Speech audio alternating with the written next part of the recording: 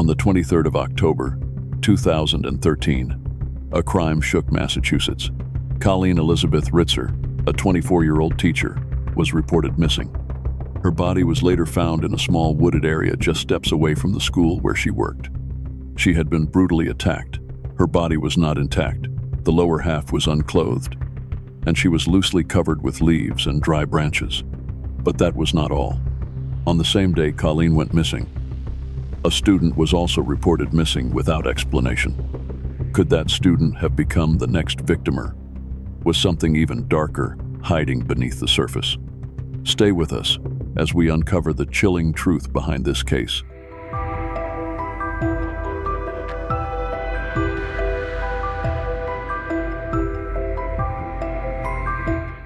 "24-year-old Colleen Elizabeth Ritzer had been teaching 9th grade algebra at Danvers High School for just about a year. She was born to Tom and Peggy Ritzer and had 2 younger siblings.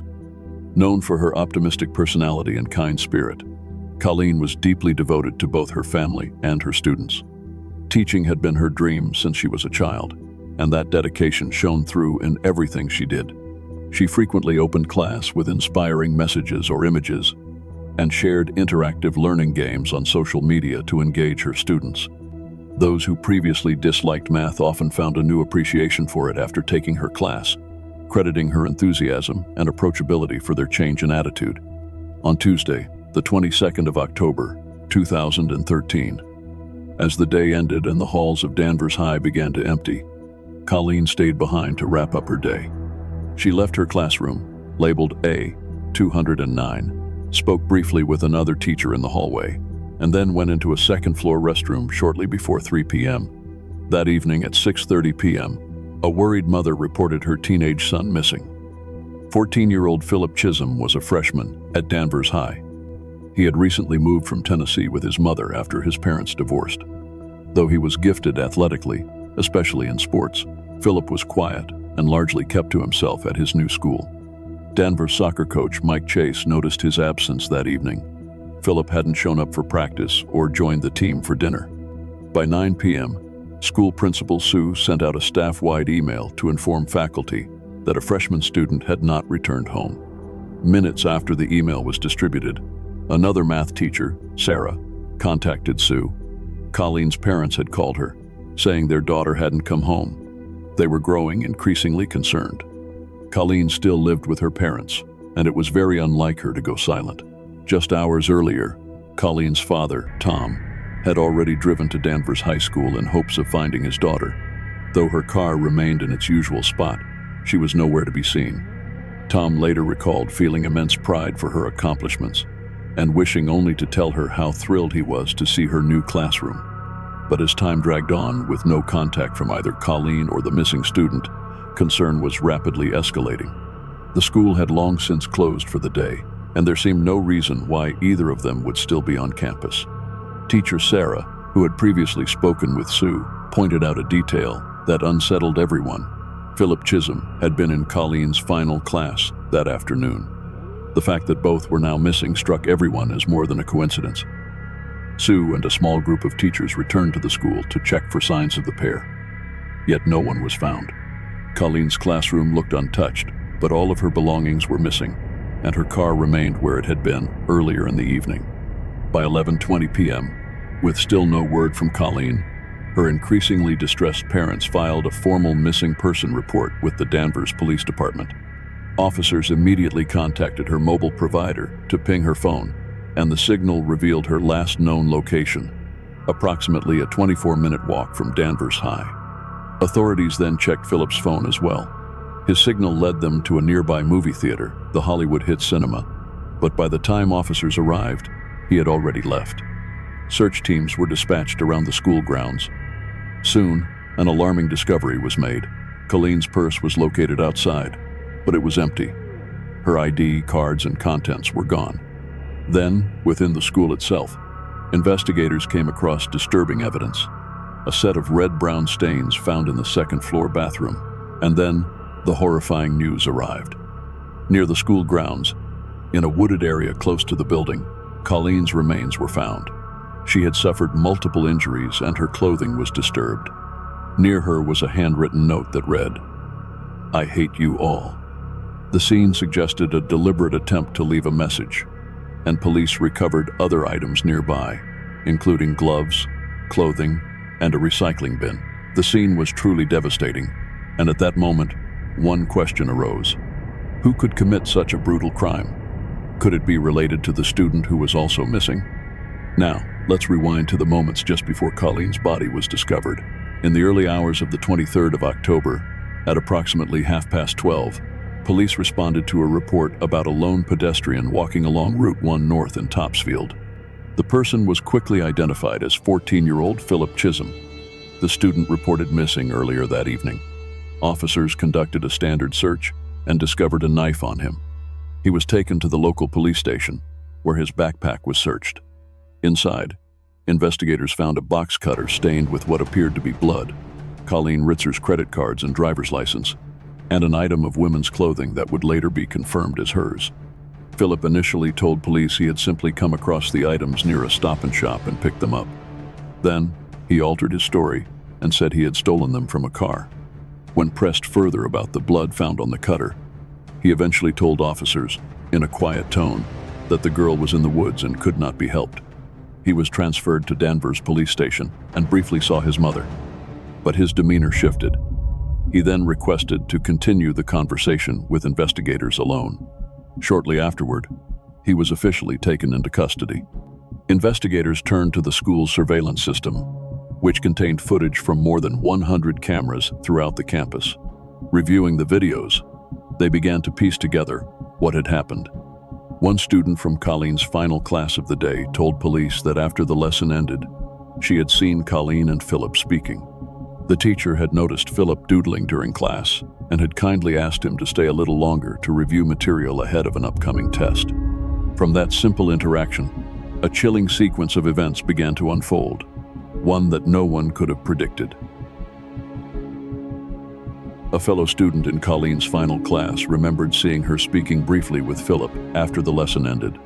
Colleen had noticed him sketching in his notebook and gently encouraged him to stay behind to review some material ahead of an upcoming test. During their chat, she casually referenced Tennessee, Philip's former home. The mention seemed to unsettle him. He began muttering under his breath, clearly disturbed. Sensing the shift, Colleen quickly tried to steer the conversation elsewhere, but it didn't appear to ease his mood. Moments after their talk concluded, Colleen exited her classroom and walked toward the second-floor bathroom. Less than a minute later, Philip followed. He pulled up his hood, put on gloves, and entered behind her. What happened next would later horrify investigators. Inside, Colleen was assaulted, pressure was applied to her neck, and she was then repeatedly attacked and beaten. Surveillance footage showed a female student entering the bathroom at 3:06 p.m. She noticed someone with their back turned, seemingly changing clothes, with garments scattered on the floor. Not wanting to intrude, she quietly stepped back out. Philip was seen exiting shortly afterward. In the minutes that followed, he moved in and out of the building several times, retrieving both his belongings and some of Colleen's items.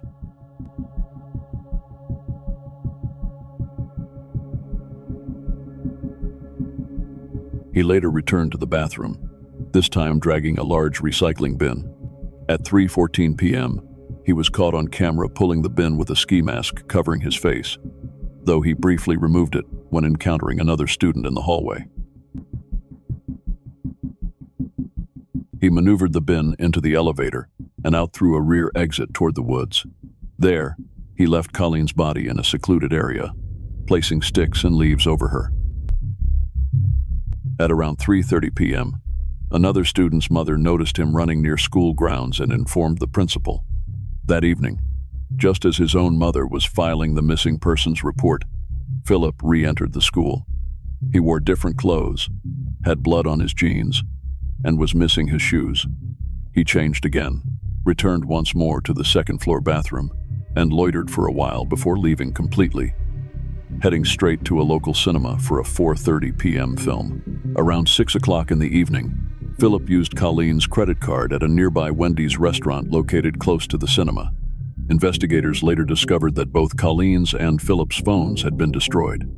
It appeared that Philip had deliberately smashed Colleen's device near the school premises, which explained why her phone's last known location remained within that area. The medical examiner reported that Colleen's death had two contributing causes: asphyxiation and multiple sharp force injuries.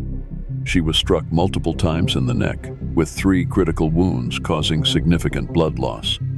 While either factor could have been fatal on its own, the pathologist believed the asphyxiation likely occurred first.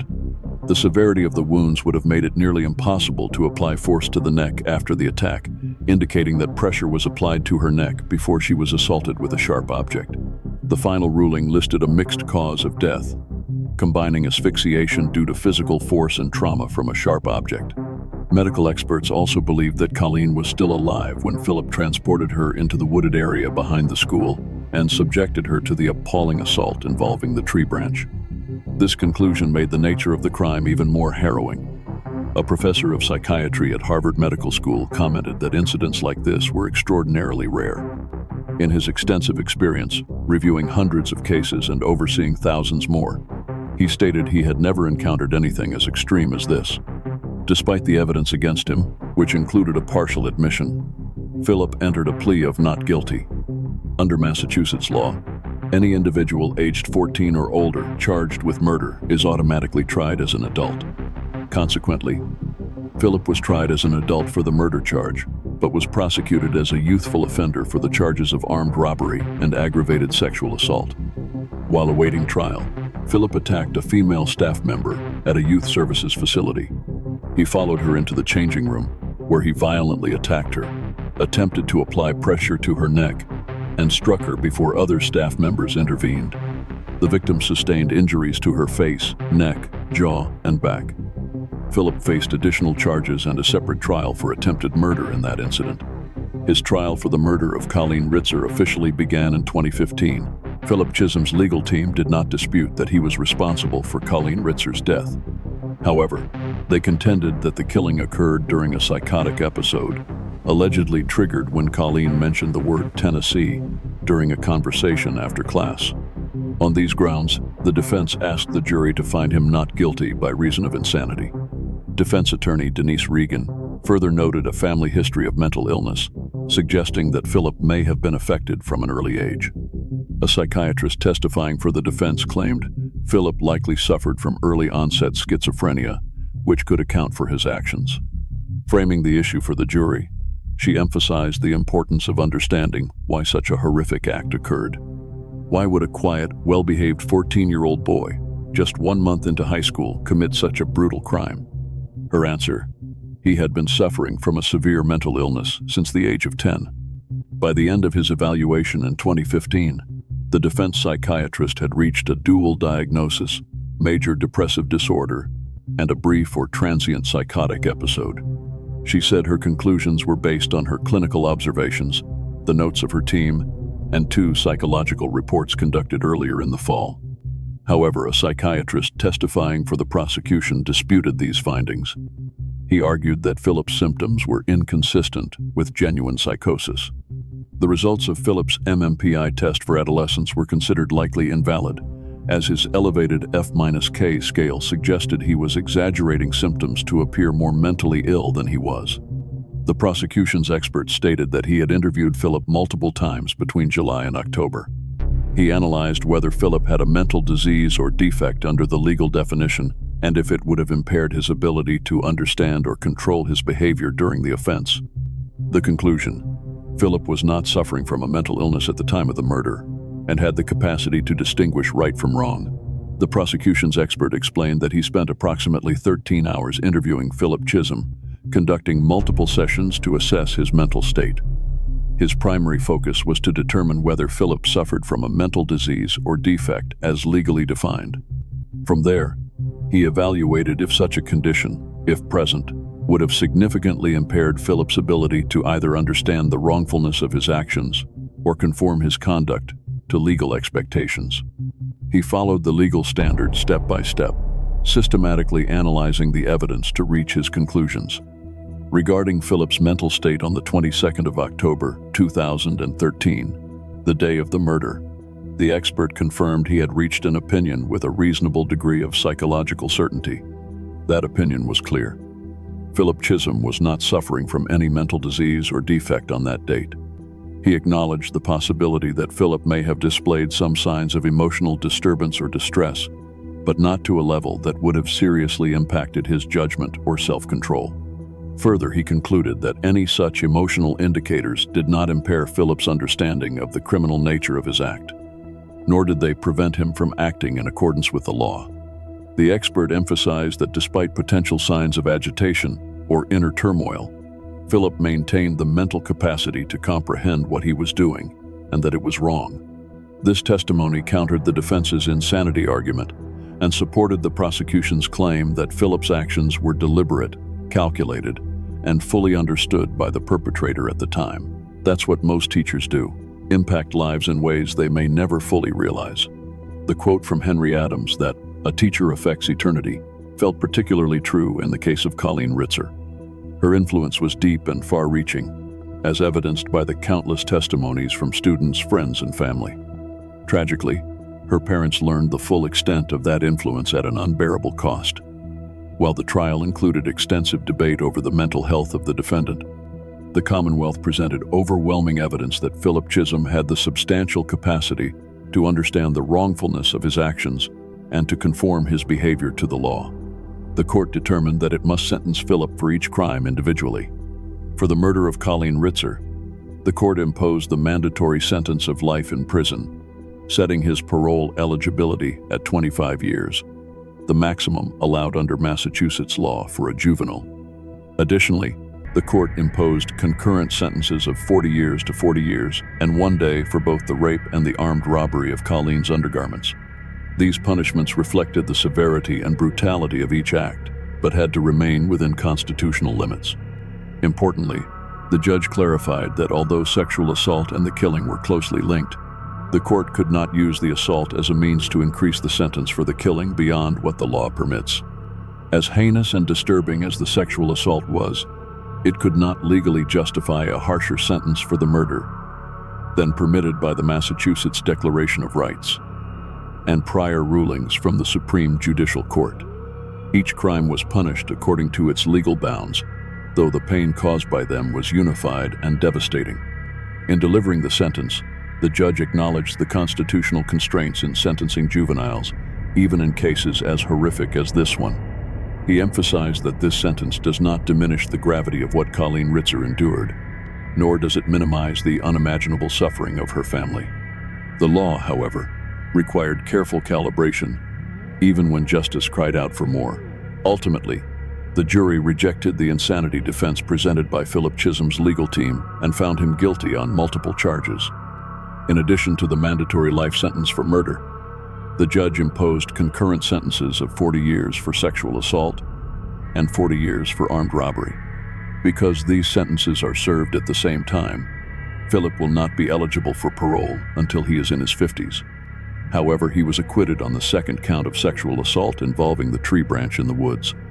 During nearly 10 hours of deliberation, that charge was the one point that jurors had questions about, leading them to ask the judge for clarification. Defense attorneys contended that Colleen had already died by the time Chisholm carried out the assault in the woods, and a medical examiner testified that she could not definitively say whether the victim was alive during the second alleged act. Massachusetts law requires that a victim be alive for a charge of rape to stand. Unlike other states, there is no specific statute in Massachusetts that criminalizes the abuse of a corpse, which influenced the jury's decision. In the end, the jurors determined that Colleen was likely deceased during that time, resulting in an acquittal on that count. Following the verdict, Philip Chisholm was ordered to serve time in a state juvenile detention center until he turns 21. After reaching that age, he will be transferred to an adult state prison to serve the remainder of his sentence. Despite the acquittal on one of the charges, the outcome ensured that he would spend decades behind bars. For many, this case was not just about justice for Colleen Ritzer, but about confronting the legal complexities that arise in the most harrowing of crimes. Ultimately, the jury rejected the insanity defense presented by Philip Chisholm's legal team and found him guilty on multiple charges. In addition to the mandatory life sentence for murder, The judge imposed concurrent sentences of 40 years for sexual assault and 40 years for armed robbery. Because these sentences are served at the same time, Philip will not be eligible for parole until he is in his 50s.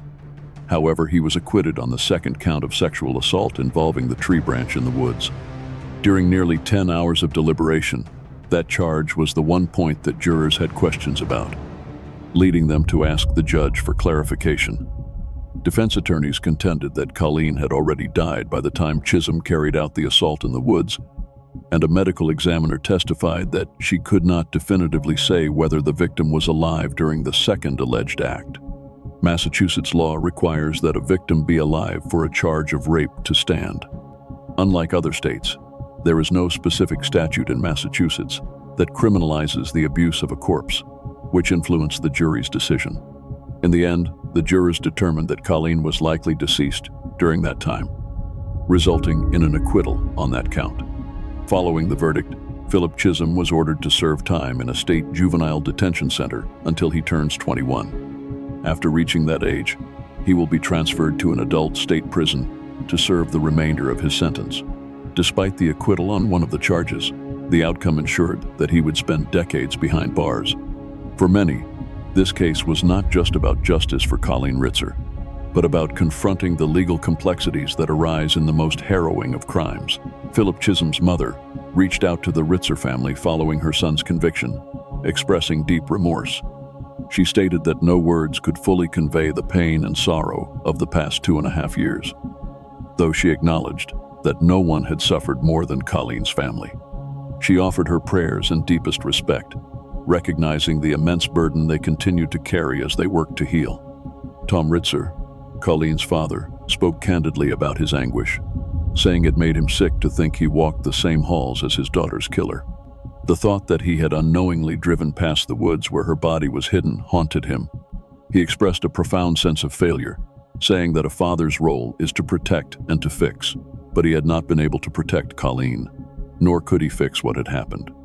Colleen's mother, Peggy, shared that she often withdrew from others because pretending to be okay had become too exhausting. Colleen Ritzer had dedicated her life to helping and uplifting others through teaching, and the impact she made was evident in the wave of support that followed her death. Over 1,000 people attended her funeral, and hundreds of students and teachers gathered for vigils and community events to celebrate her life. Her family honored her legacy by establishing the Colleen E. Ritzer Memorial Scholarship, which has since awarded over $370,000 in college scholarships to 82 aspiring teachers since October 2013. One of Colleen's close friends also launched the Kindness for Colleen campaign, a movement encouraging people to perform random acts of kindness each year on the 22nd of October and to share them on social media. It serves as a beautiful and lasting tribute to a teacher remembered not only for her intellect and dedication, but for her warmth, positivity, and compassion. If this story moved you, please honor Colleen's legacy by spreading kindness. Don't forget to like this video, subscribe to our channel, and check out our other true crime stories that seek justice, remembrance, and truth.